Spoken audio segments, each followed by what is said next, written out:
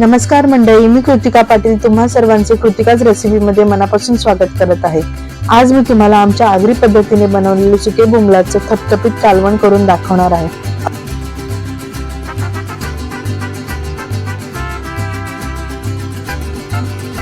सर्वप्रथम सुके बोंबील मी अशा प्रकारे कापून घेतलेले आहेत। त्याचे छोटेसे तुकडे केलेले आहेत घाण काढून साईडची। त्यानंतर मी इथे कोमट पाणी करून घेतलेले आहे। त्यात आता हे आपल्याला बोंबील भिजत घालायचे आहेत 10 मिनिटं।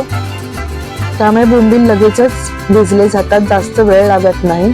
आणि बोंबील भिजेपर्यंत आपण एका साईडला बाकीची तयारी करून घेऊया। त्यासाठी इथे मी 3 छोटी वांगी घेतलेली आहेत।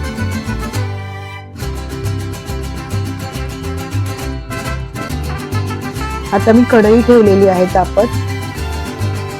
यात आता मी 2 ते 3 मोठे चमचे तेल घालत आहे। तेल छान तापून द्यायचं। सुक्या बोंबलामध्ये मी आता इथे ठेचलेला लसूण घेतलेला आहे, 2-3 मिरच्या घेतलेल्या आहेत उभ्या चिरून, 2 टोमॅटो घेतलेले आहेत छोट्या साईजचे उभे कापून, 2-3 कांदे घेतलेले आहेत छोटे मध्यम आकाराचे आणि कोथिंबीर चिरून घेतलेली आहे। तेल छान गरम झालेलं आहे। यात मी आता ठेचलेला लसूण घातलेला आहे। त्यानंतर मिरची घालतेय, सोबतच मी बारीक चिरलेला आपला कांदा घालते आणि थोडीशी कोथिंबीर आपल्याला तेलातच घालायची, म्हणजे त्याचा सुगंध फार अप्रतिम येतो।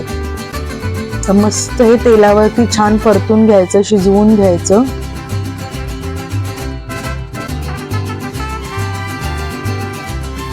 तर तुम्ही पाहू शकता बघा, 10 मिनिटांनंतर आपले बोंबील व्यवस्थित असे भिजलेले आहेत। छान त्याच्यावरचं असं घाण पण निघून जाते। आता हे स्वच्छ धुवून घ्यायचे आपल्याला बोंबील।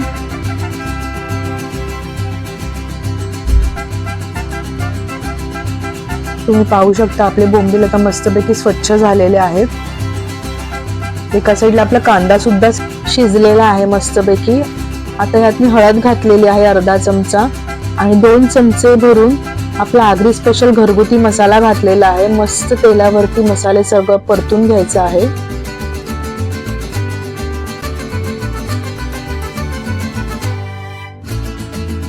आता यात मी 1 मोठा बटाटा असे तुकडे चौकोनी तुकडे करून घेतलेले आहेत, तो घालायचा आहे। सोबतच मी वांगी अशा प्रकारे उभी कापलेली आहेत, ती सुद्धा घालायची आहे। थोडी मोठेच ठेवलेले आहेत मी, म्हणजे वांग्याचा खिमा होत नाही। मस्त परतून घ्यायचं। आता हा वांगा आणि बटाटा आपल्याला वाफेवर शिजवून घ्यायचा आहे। त्यासाठी मी कढईवर झाकण ठेवलेलं आहे, झाकणावर पाणी ठेवलेलं आहे।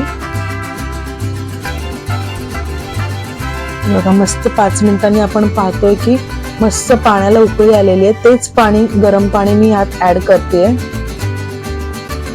मिक्स करून घ्यायचं। आपल्याला जितकं हवं तितकंच पाणी आपल्याला घालायचं आहे। आपल्याला पातळ रस्सा नाही करायचा आहे किंवा सुकं पण नाही करायचं आहे। मस्त छान सुगंध आलेला आहे।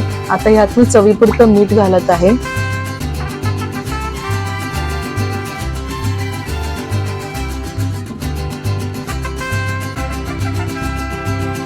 तर 80% आपला वांगा बटाटा शिजल्यानंतर मी यात बोंबील ऍड करते व वरून टोमॅटो पण घालत आहे।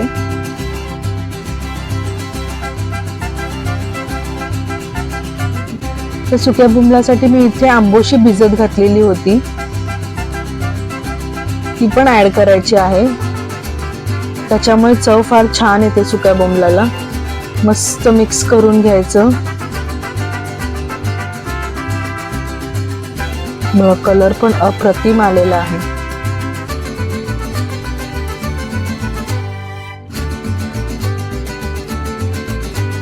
आता 5 ते 7 मिनिटं आपल्याला झाकण देऊन बोंबील शिजवून घ्यायचे आहेत।